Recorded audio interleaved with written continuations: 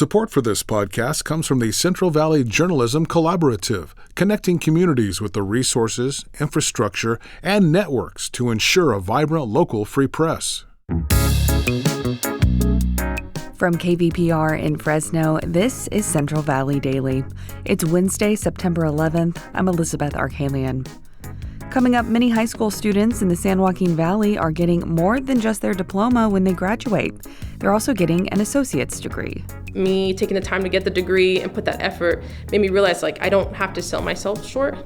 And statewide, the Valley is leading the way. Hear more in just a few minutes, but first, today's headlines. Memorials are taking place today to remember the attacks of 9/11. This morning, the largest remembrance event on the West Coast is happening in Clovis. At an annual event near the Fresno airport, law enforcement and dignitaries are paying tribute to those lost in the attacks that hit the U.S. 23 years ago. Schools are also taking part. A Black Hawk helicopter will land on the football field at Clovis Elementary. Moments of silence and flag planting will also be observed throughout the region. Tulare County Sheriff Mike Boudreaux was in Washington, D.C. on Tuesday, testifying on crime and immigration. As KVPR's Rachel Livenall reports, Boudreaux went after the Biden-Harris administration. The hearing was called by the House Judiciary Committee to examine what it calls open border policies of the current administration. It featured alleged victims of crime from undocumented immigrants. Sheriff Boudreaux is the president of the California State Sheriff's Association.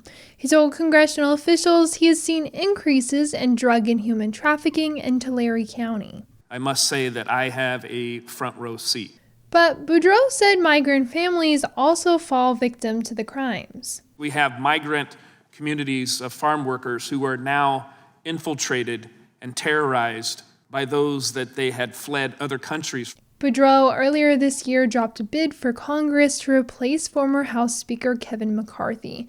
Instead, he endorsed former Assemblymember Vince Fong for the seat. For KVPR News, I'm Rachel Livenall. A new analysis from CalMatters finds more than 700,000 residents in California are not being provided clean water. Unsafe drinking water is a chronic issue in the state, and many of the failing systems are clustered in rural farm areas. The analysis found that about 3/4 of the state's failing water systems have violated state or federal standards. Earlier this week, the city of Lindsay in Tulare County won a $9.5 million settlement to clean up its water system after a 13-year battle against a chemical and mining company.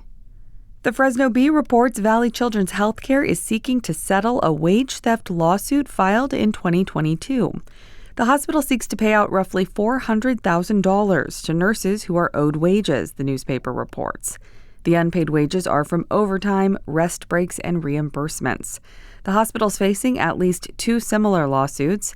Valley Children's Healthcare is a current business sponsor of KVPR, but we cover them like we would anyone else. Support for Central Valley Daily comes from the members of KVPR.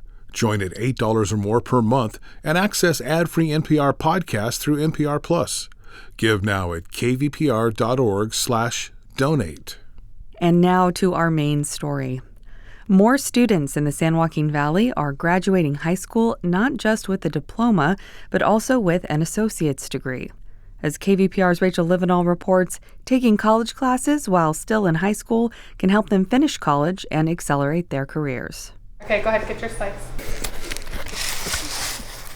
For Katie Escobar's family, dinner can get hectic.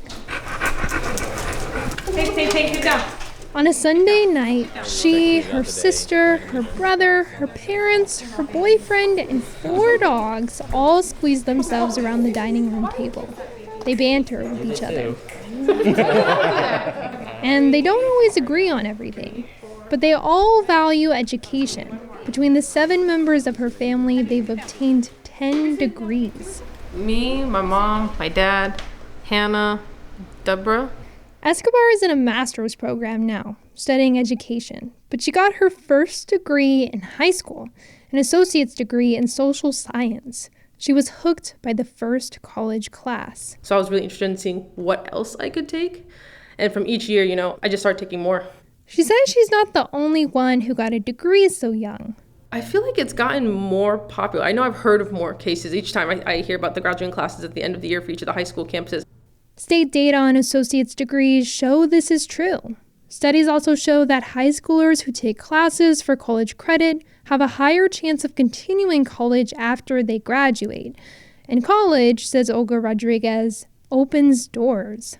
The higher levels of education attainment that one gets, the higher the likelihood of you accessing a job with higher pay, higher benefits, better working conditions. Rodriguez is the director of higher education at the nonprofit Public Policy Institute of California. She says this is one reason why the state is expanding higher ed opportunities for high schoolers. For instance, tuition and textbooks are free under the state's College and Career Access Pathways program. It could be a really powerful affordability strategy because it's one of the top concerns on people's minds. Also, Jennifer Souza, a high school counselor in Merced, says taking a college class helps students understand what college is like. Where do I go? Who do I talk to? What do I do? That can be a reason that they drop out. So that exposure is nice. Graduates, please stand.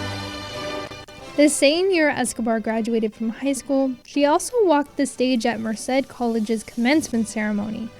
But there was a time she wasn't sure it would happen. 8 months earlier, her sister Riley died in a car accident. When everything happened with my sister, the world just kind of stops. Everything just kind of stops. But she says her college classes gave her something to achieve. Her dad was on track to get an associate's degree too. At the same time, they decided they had to graduate. And they both did in this ceremony in 2019. Catherine Irene Escobar. Me taking the time to get the degree and put that effort made me realize, I don't have to sell myself short. That degree was only the start.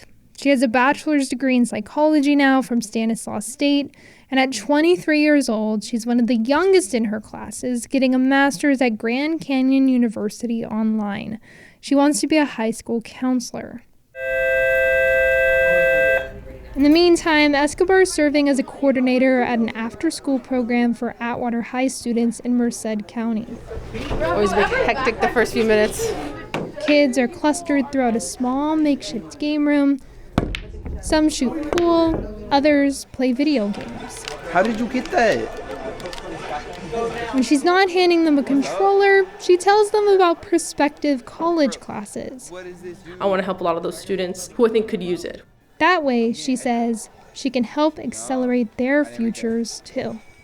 For KVPR News, I'm Rachel Livenall. And Rachel now joins us to dive a little deeper into her story. Thanks for joining us, Rachel. Thanks for having me, Liz. Based on your reporting, what would you say are some of the benefits of getting an associate's degree when a student is graduating high school? So students who get associate's degrees while they're in high school, they're more likely to go to and complete college. Also, they're more likely to finish college within a reasonable amount of time. And that's not just for students who go all the way and get an associate's degree while in high school. Also for students who just take dual enrollment classes when they're in high school, which is any college level class that one takes while in high school. When I was doing the pre-reporting of this story, one study I looked at was how students who took dual enrollment courses mostly graduated college within 5 years, which is a good timeline.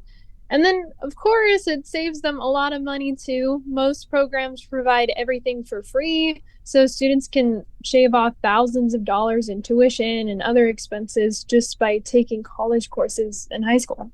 When you spoke with educational leaders about associate degrees for high school students, what benefits did they tout? I think for many high school students, it is the fear of the unknown. In the Valley, there are low rates of college-educated people. Most students are first-generation students, so the first in their families to go to college. So the earlier they know about it, the more likely they are to feel prepared to continue it after high school. Anything else that you'd like to share, Rachel? Yeah, I wanted to mention that a big reason I did this story was because schools here in the Central Valley have been spearheading this movement. Data from the last 5 years shows they consistently enroll the largest portion of grade school students into their community colleges compared to other regions in the state. So community colleges like Bakersfield College, Merced College, they're enrolling a large percentage of their students are in grades K through 12 rather than actually college age.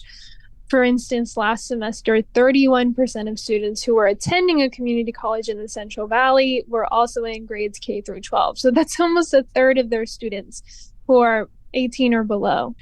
But it's a testament to show that this movement is really growing. That was KVPR reporter Rachel Livenall. Thanks for joining us, Rachel. Thank you.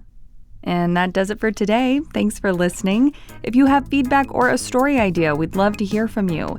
Email podcast@kvpr.org. Today's episode was produced by Jonathan Linden and KVPR with support from the Central Valley Journalism Collaborative. I'm Elizabeth Arkalian. Find the latest local news anytime at kvpr.org.